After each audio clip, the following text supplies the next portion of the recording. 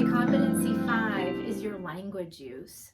The way that you utilize your words in your presentation is really important. And I'm not just talking about things like fillers, because that's actually in a different competency. I'm talking about the words you deliberately choose to be descriptive about what you're talking about. So this would include things like jargon.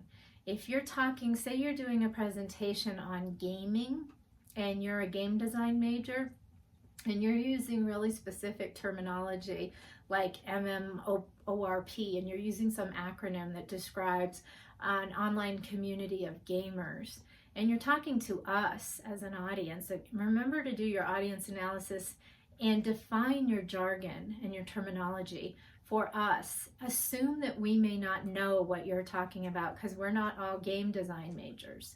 So use the maybe acronym and the jargon, but then define it and break it down for us. Tell us what it means. And assume that as lay people and non-gamers, or maybe not as informed as you are, at least, that we need to know some of these things. The same if you come from a medical degree program like nursing, or an engineering program, or computer science, or anything that you're talking about and utilizing specialized terminology and acronyms. Make sure you're breaking them down for us so that we can understand them. But that's all the area of competency 5. Competency 6 goes into your vocal variety, making sure that your volume is good, especially with recordings. If we play these recordings and we've got it at the highest volume and we still can't hear you, that's not going to be effective, and I'm not going to be able to even grade that presentation, and that has happened before.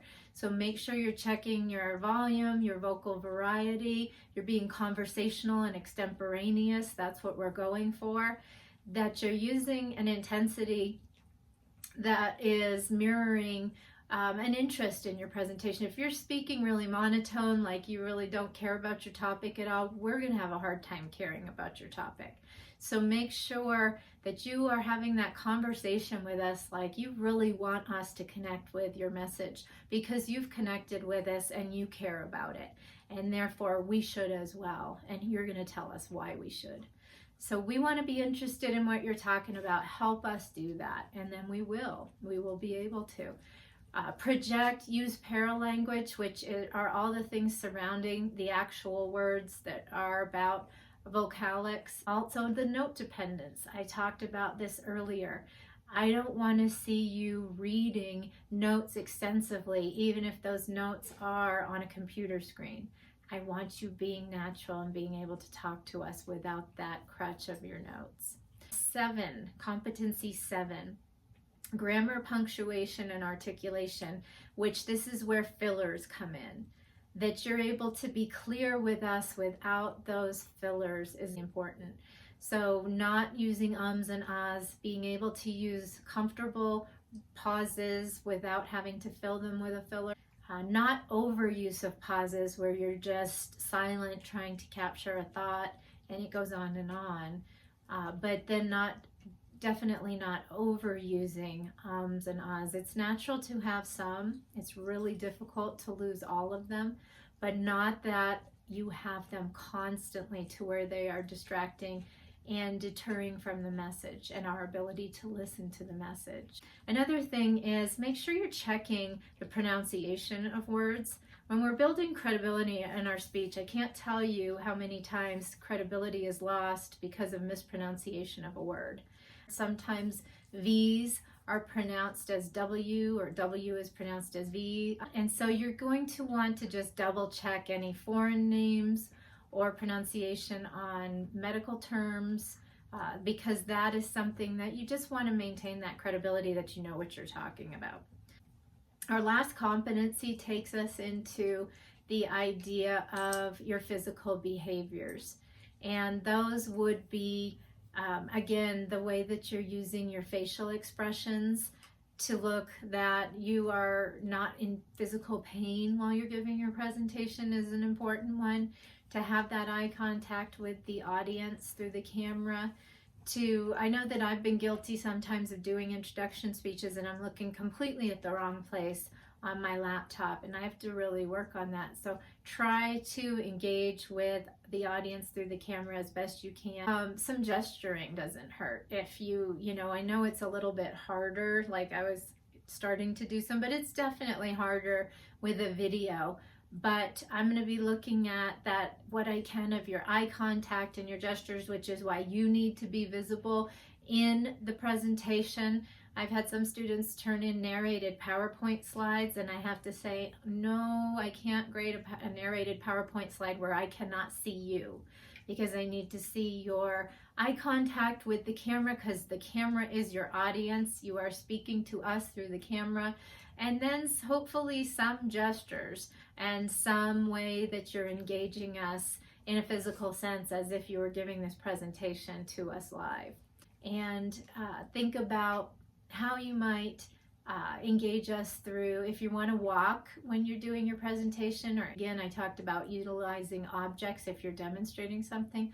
All of that becomes part of connecting with your audience through physical behaviors, which is something that can still be done in a video presentation. It's just you need to be a little more creative. So think about ways your physical behavior supports your verbal message and how you can do that in your video presentation. So the last things we'll say as considerations, in addition to the 8 competencies, are your appearance. What do you want to wear during your presentation?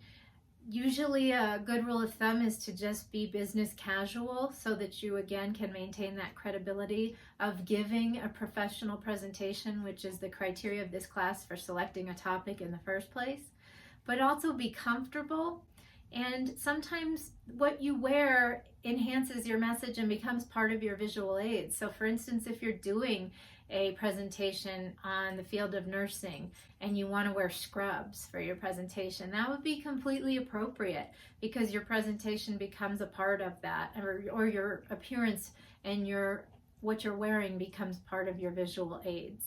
So that would be absolutely appropriate. Timing, you will get docked if you're outside of the grace period, which is a minute on either end for most presentations.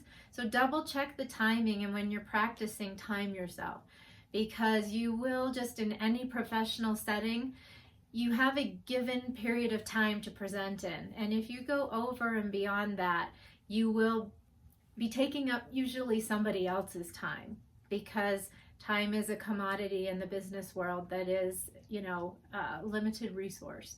So make sure that you get used to knowing if you're given a certain amount of time, that is the time that you use.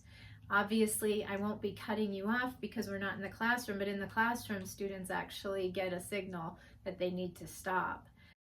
But I would say to just really discipline yourself to have a timer by you while you're recording, so that you can cut information out if you need to. I would say that practice is going to be your best friend. Make sure that you're running through this information. Make sure that you're practicing with your recording device. That's really the benefit of what you get to do here, is you're not in front of a live audience like students are in the in-seat class. You could try this presentation several times before you upload the final recording you want to submit. So you have every opportunity to submit a really polished presentation you're very proud of. And I'm really excited to see what you put together for these. So get those introduction speeches put together.